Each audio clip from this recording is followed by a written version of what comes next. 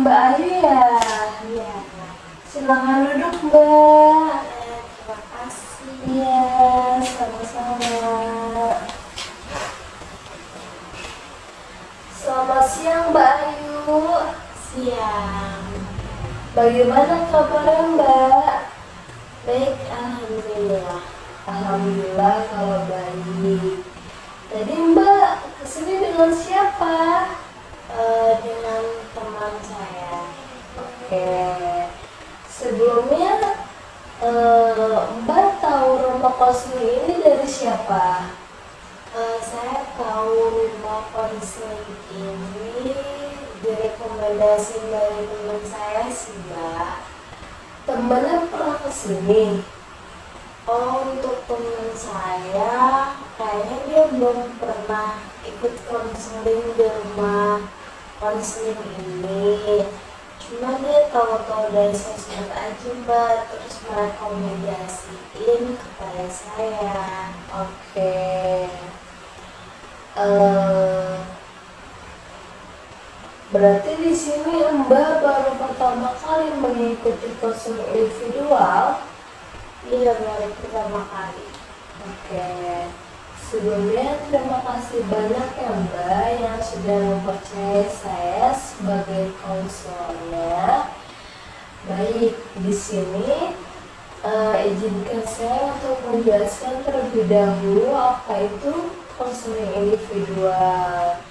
Jadi, bimbingan konseling adalah proses bantuan oleh tenaga ahli profesional, yaitu saya sebagai konselor, dan membantu kliennya, yaitu Mbak Ayu sendiri. Nah, konseling individual juga adalah proses bantuan yang diberikan kepada individu secara face to face atau tatap muka, bertujuan untuk mengentaskan masalah kehidupan sehari-hari yang terganggu dan memandirikan klien. Nah, di konseling individual juga itu terdapat beberapa asas Mbak.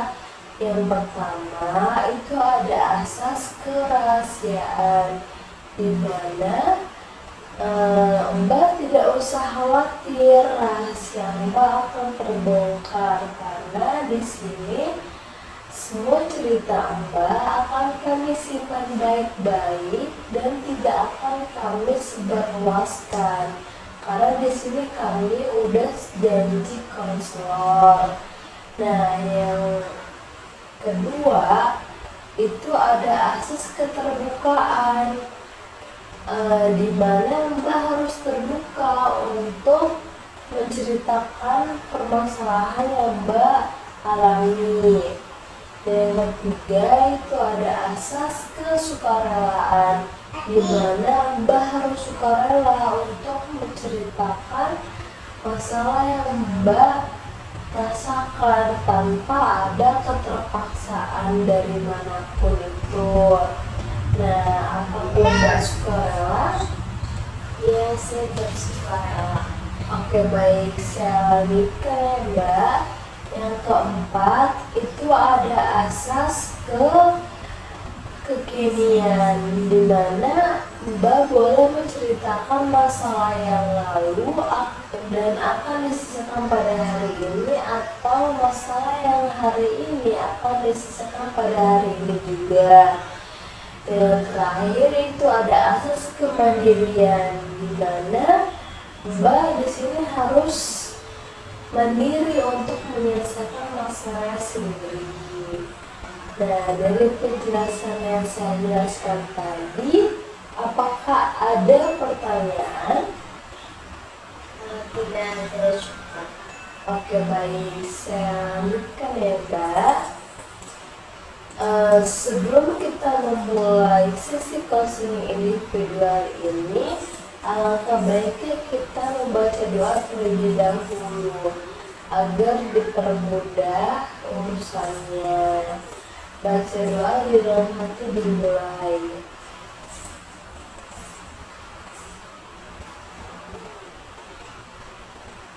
baca doa selesai. Kira-kira apa yang mau Mbak ceritakan pada hari ini? Ya, baik, terima kasih sebelumnya Mbak telah bersedia menjadi konselor saya.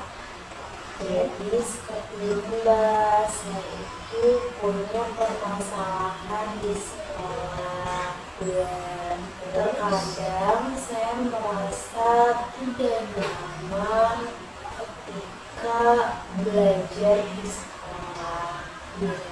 Karena saya merasa tidak nyaman karena teman-teman saya itu selalu meminta bantuan dan tidak menghargai usaha saya, Mbak.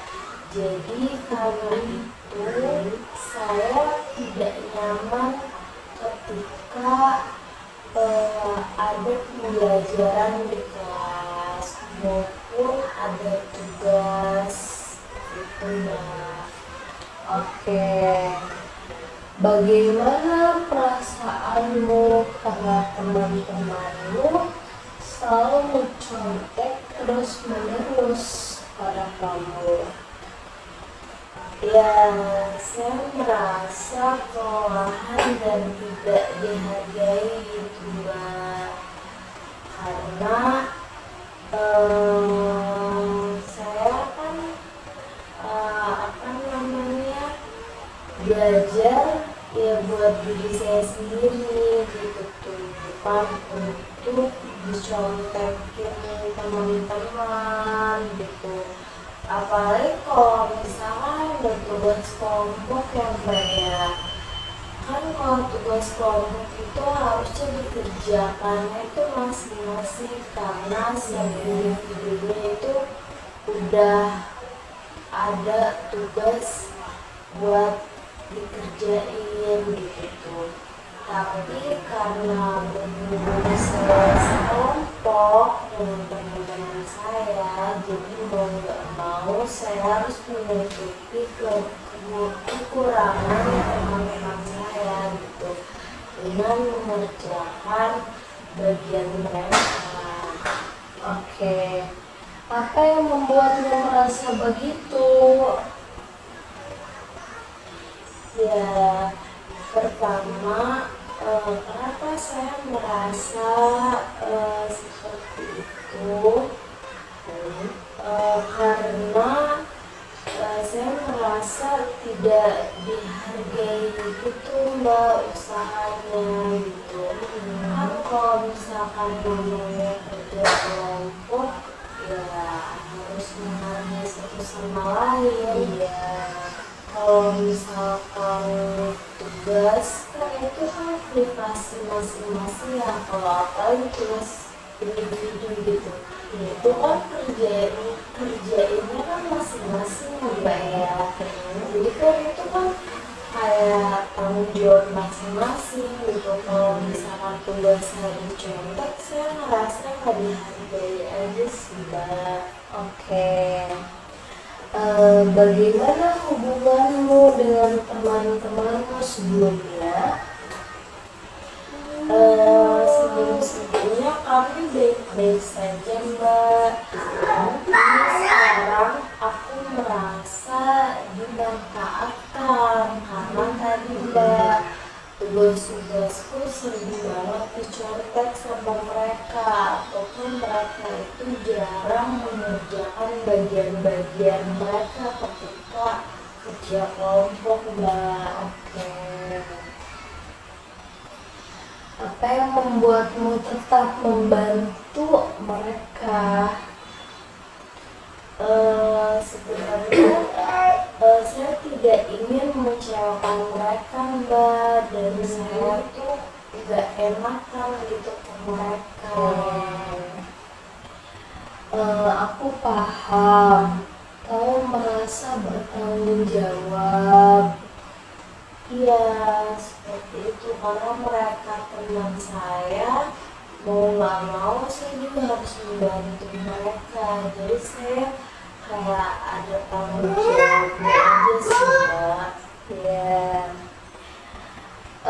Bagaimana jika temanmu tidak meminta bantuanmu lagi?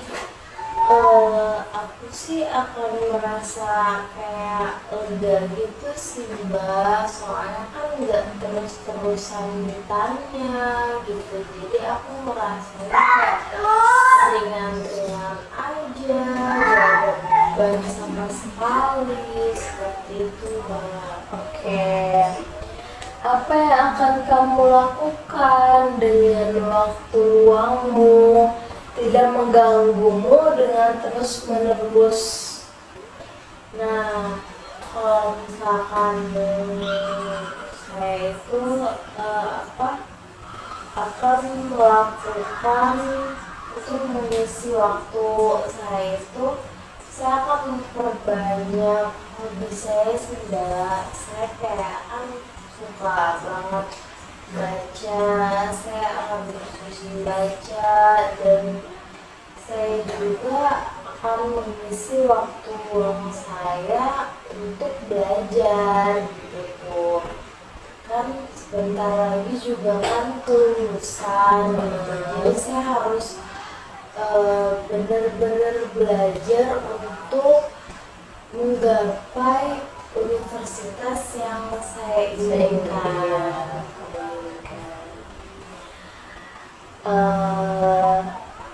Apa yang kamu pelajari dari permasalahan yang kamu alami ini? Sebenarnya banyak hal yang saya pelajari sih Mbak dalam permasalahan yang saya alami. Tapi yang paling mendasar itu saya tuh harus menetapkan batasan-batasan yang jelas gitu. Batasan saya pada teman-teman saya dan batasan mereka kepada saya, seperti itu sih Mbak. Oke. Bagaimana kamu akan melakukannya? Pertama-tama aku akan berbicara dengan teman-temanku tentang perasaan yang aku rasakan selama ini, tentang keterbebanan aku selama ini kepada mereka gitu. Apa yang kamu akan katakan pada teman-temanmu? Aku akan mengatakan bahwa aku merasa dimanfaatkan dan ingin dibantu secara adil gitu Mbak. Aku gak mau terus-terusan dimanfaatkan untuk mengerjakan bagian mereka gitu. Ataupun ketika ada tugas, ya kamu kerjain sendiri gitu tuh, jangan aku terus yang ngerjain gitu, jangan mencatat terus padaku.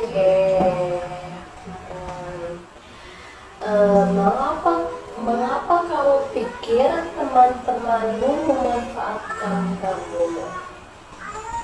Mungkin karena mereka tidak ingin berusaha sendiri sih Mbak, kayak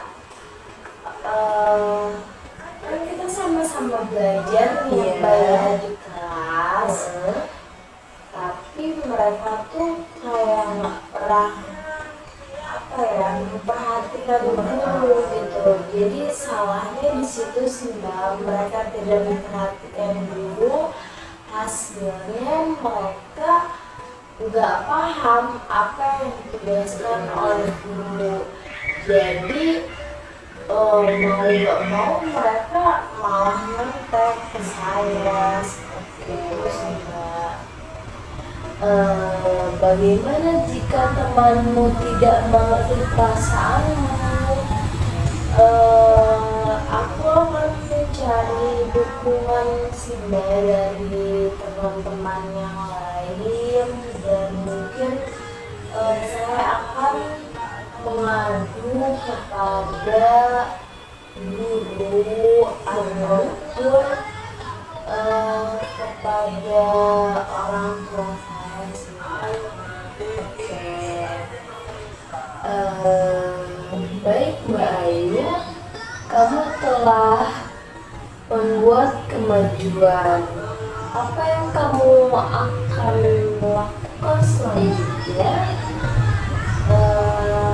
Selanjutnya aku akan berbicara dengan teman-teman dan menetapkan batasan-batasan yang jelas, bahwa aku juga punya hak untuk tidak membantu mereka seperti itu. Oke, menetapkan batasan yang jelas itu sangat penting dalam hubungan pertemanan kamu ya Mbak. Kamu ingin menetapkan batasan yang jelas dan dihargai. Ya, seperti itu.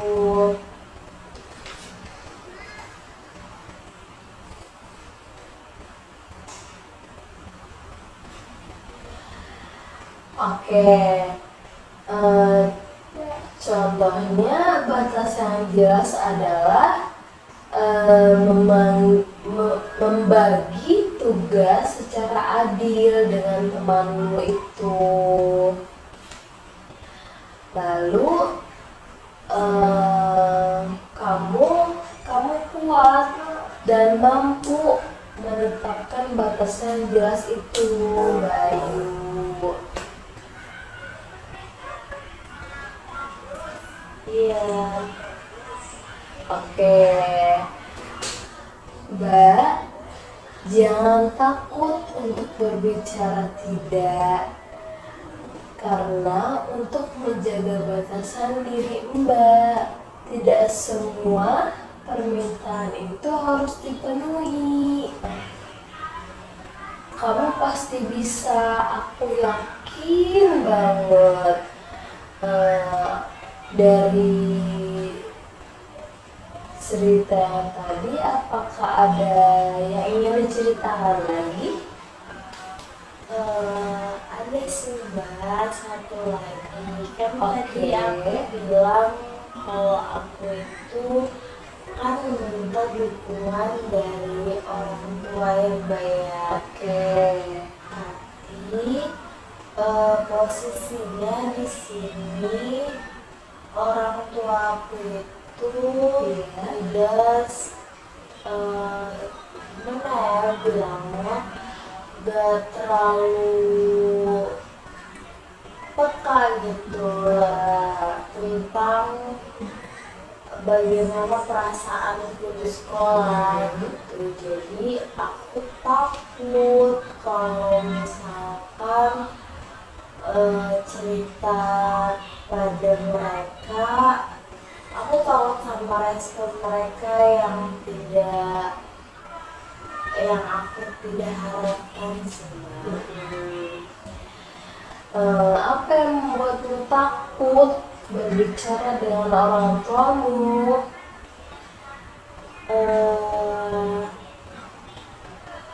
Yang aku takutin tuh karena mungkin responnya ya Mbak ya.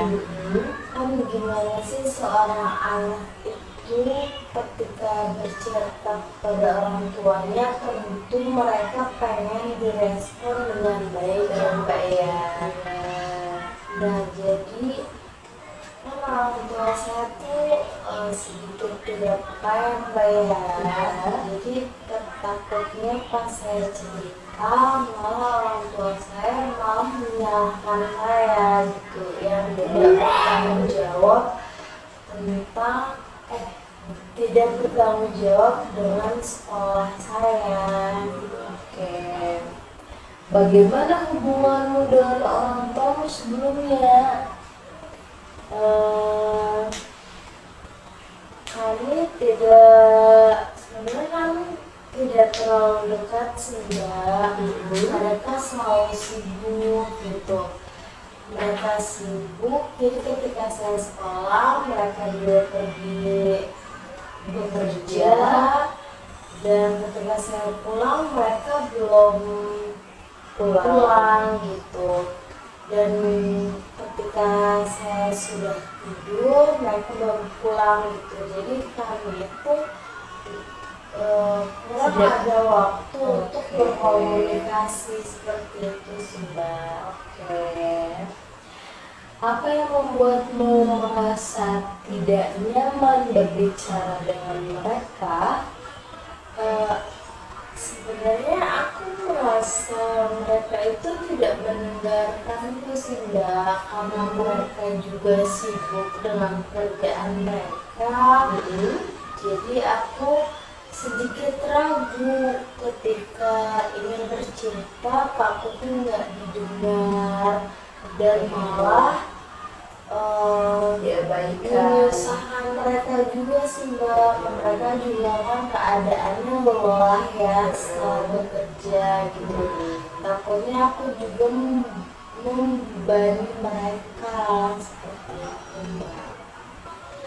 Aku paham yang kamu rasakan, itu tidak didengarkan oleh orang tuamu.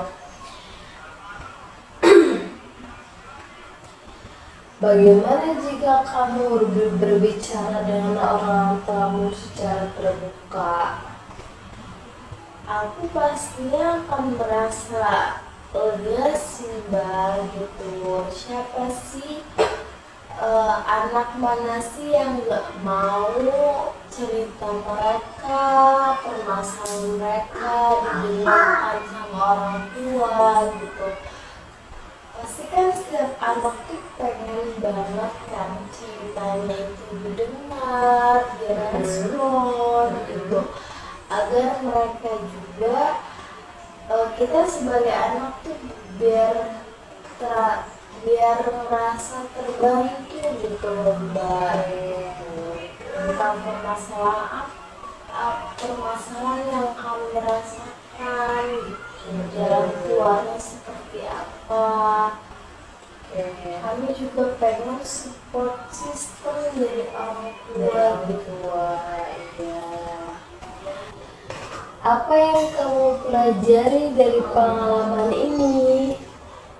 Yang aku pelajari sih, aku harus berani berbicara dengan orang tuaku sih Mbak. Jadi aku harus membuat diri aku itu percaya diri dan berani untuk mengatakan apa yang aku rasakan.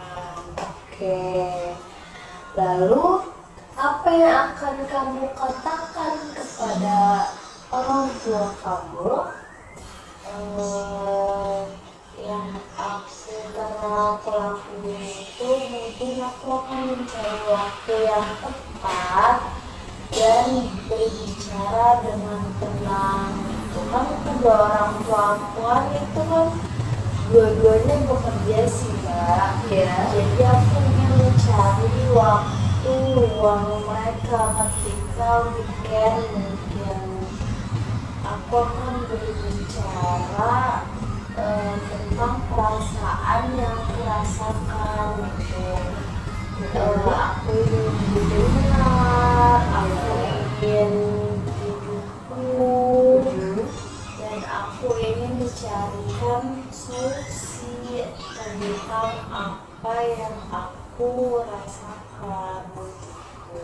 Dan kekhawatiranku gitu selama ini, perasaanku yang ingin didengar, yang ingin didukung dan diapresiasi gitu, seperti anak-anak lainnya. Dan kekhawatiranku itu takutnya permasalahanku di sekolah itu makin lama makin besar ya Mbak ya. Jadi aku takut aja gitu, kalau bukan ke orang tua aku ke siapa lagi? Ya.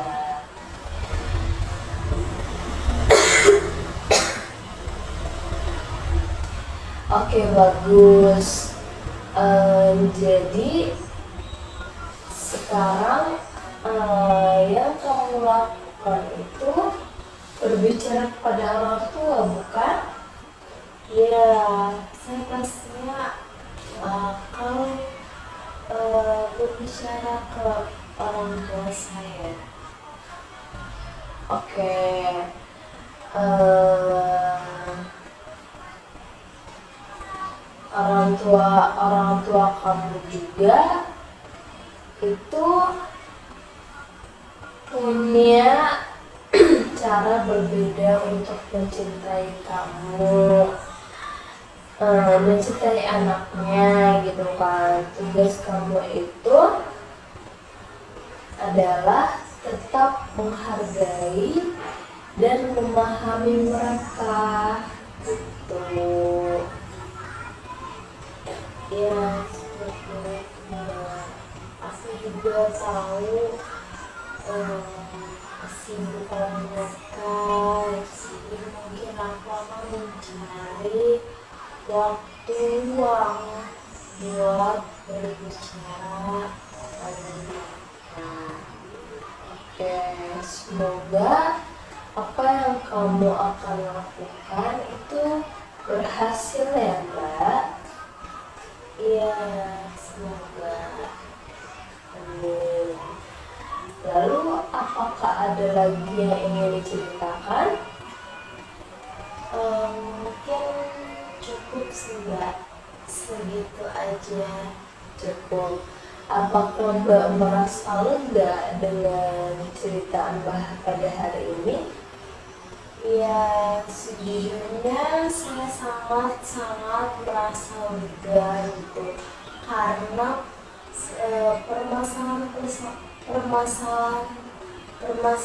yang selama ini saya pendam, akhirnya saya bisa berbicara dan berkonsultasi kepada Mbak.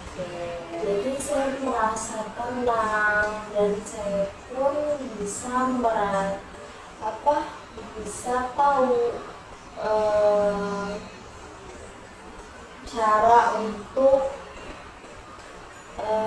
cara untuk memperbaiki permasalahan saya. Oke, selesai sudah sesi konseling individual ini. Terima kasih Mbak Ayu yang sudah mempercayai saya sebagai konselornya. Kira-kira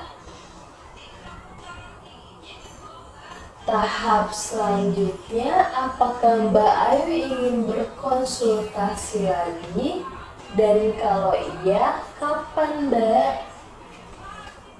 Ya mungkin untuk konsultasi kedepannya saya ingin mencoba dulu untuk mempraktekkan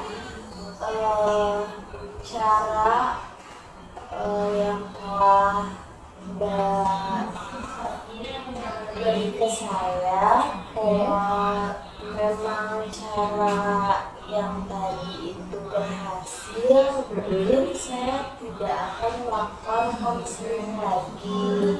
Tapi jika saya belum berani dan mungkin solusi tadi belum berhasil, saya akan melakukan konseling untuk kedua kalinya. Oke, semoga apa yang Mbak ingin lakukan berhasil ya Mbak. Ya, terima kasih Mbak. Oke, selesai sudah sesi konseling ini. Mari kita akhiri dengan mengucapkan hamdalah. Alhamdulillah. Terima kasih ya Mbak. Terima kasih juga Mbak. Mari saya antarkan. Terima kasih. Sama-sama.